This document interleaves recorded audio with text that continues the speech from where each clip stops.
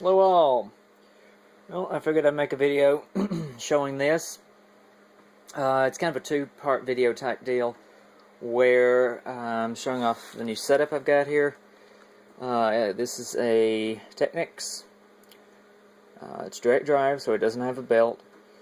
SL-D205 turntable. And I've got it running through, a little bit dusty here, but I've got it running through my Yahama RX-460 natural sound preamplification system, and I've also got a tape deck. But and then I've got these speakers, Sony speakers on the left and right, and my CB, but that's for another video. Now there's a problem here. When I got this, got it from someone, and it had been in storage. I swear that annoys me to death when my phone does that. I'm using my phone to record this, so if it gets an email or something, it notifies me. It doesn't think I'm recording, and to mute those notifications, it does it anyway. Nevertheless, this came from my house that somebody had it in storage, and I think something got to it. It's got some corrosion. This Yamaha came from same place, and I got the turntable later on. But they acted like maybe some rats or mice had gotten to it and urinated on like the controls and such. It has a lid, so it was closed. But the mice had also gotten to the cords on the back, and I had to completely open the thing and gut it and install.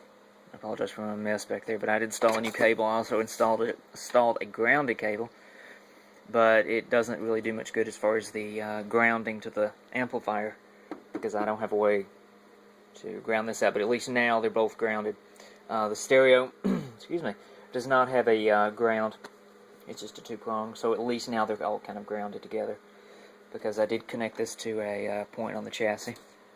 And the audio cable was also destroyed. I thought this was part of the reason I wasn't getting any audio, so I had to put a solder brand new audio cable.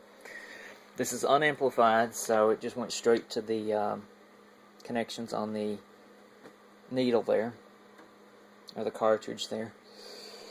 But the problem I seem to be having is it's probably in the amplifier, I know, because this is just direct run. There's nothing in there. I mean, I thought maybe it was the cartridge, but I switched the connections around.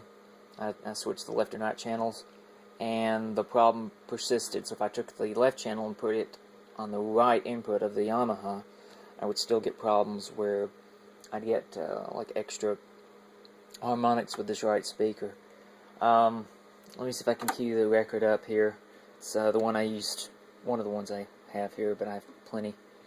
I can go far enough without the player thinking I'm. Let's see if I can get it to the end without the player thinking something funny. Okay, it's wanting to kick off on me there.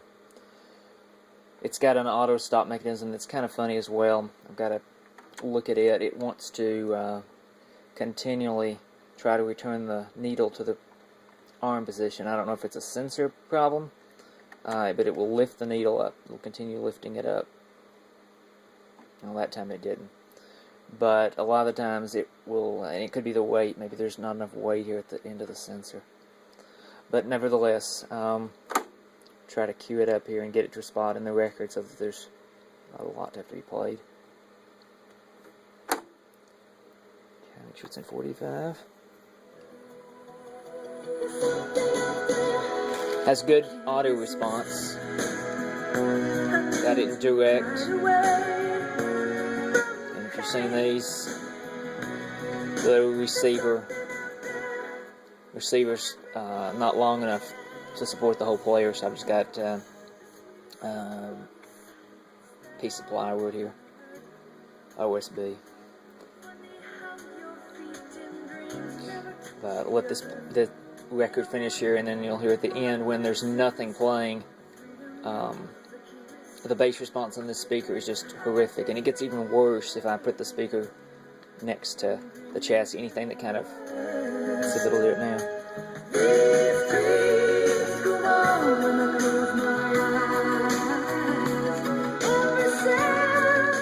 It only does it real high volumes. I keep it up around 12. I still like loud music. But as far as the player itself, I mean, it works well since I've repaired it. Certain things. It's also got a strobe indicator that's burned out, so I'm probably going to have to get that replaced because it's got a manual pitch control. It doesn't have like any indication if I'm at the correct speed for the hertz playing. Okay, it's ending here. Now I'll show it off here. Which probably won't do it now, but there it is. Yeah, so of course it ended the record there, but that's what it does on the, and it probably would do it at the beginning too. I really don't know why this sensor is doing that. So if anyone out there in YouTube land has an idea of why this also might be keep kicking, I mean, it'll do it sometimes just time after time. It'll just keep going. Well, let's see if I can get it to do this at the beginning of the record too. There it is. Of course, you probably don't hear the whole song. It's on YouTube anyway. But it continually does that. It high volumes. It won't do it now because there's nothing going through the needle.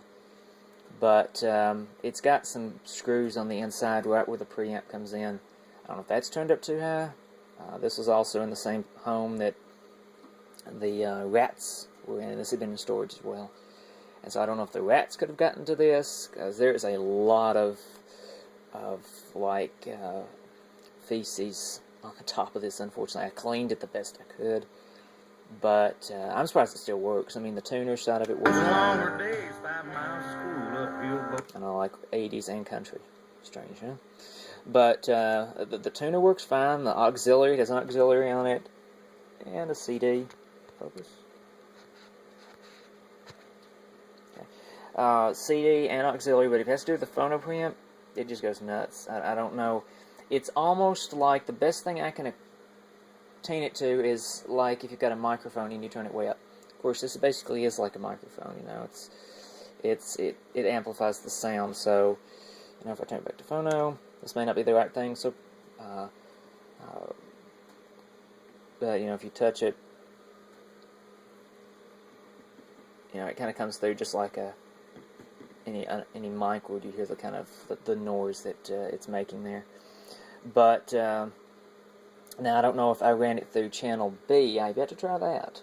See if I ran my outputs through the second channel, if that would eliminate the problem or not. But because it's got 4 channels you can run it through. It's like if you got a second set of speakers. But it had some problems when I first hooked it up too. Even once I got the cable fixed, it would only give me audio out of the left channel and not the right. And the audio out of the right would be very faint.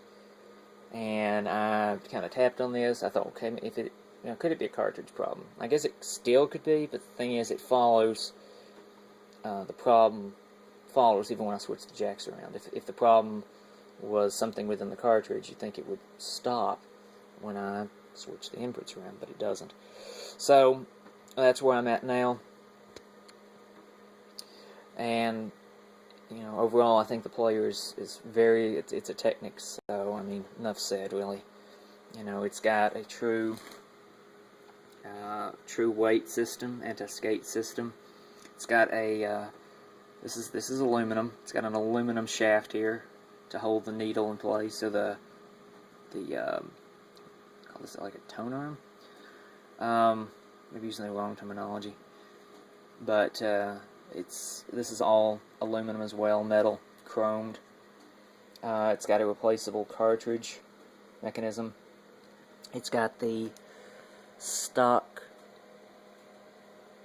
AM stabilize AM10 AM10S, yeah, 10S, which says Audio Technica. So I'm assuming it's maybe a Technics brand. I don't know. The cartridge had to been replaced a few times, the owner told me. So, but overall the player is in good condition. It has a little light back there that works. I just wish the strobe worked. The owner told me it did work at one time, but it stopped. It could have. this was closed. They said it was in storage like this, and this is the way I pulled it out. And this just didn't work. I don't know. It was I think it was like a little fluorescent lamp in there, just to keep in sync with the sync markers on the platter. But overall, you know, it's a good player. Works well when it wants to, I guess. But hopefully someone can come forward with the issue I've got with my speaker and help me correct that. Anyway, thanks for watching.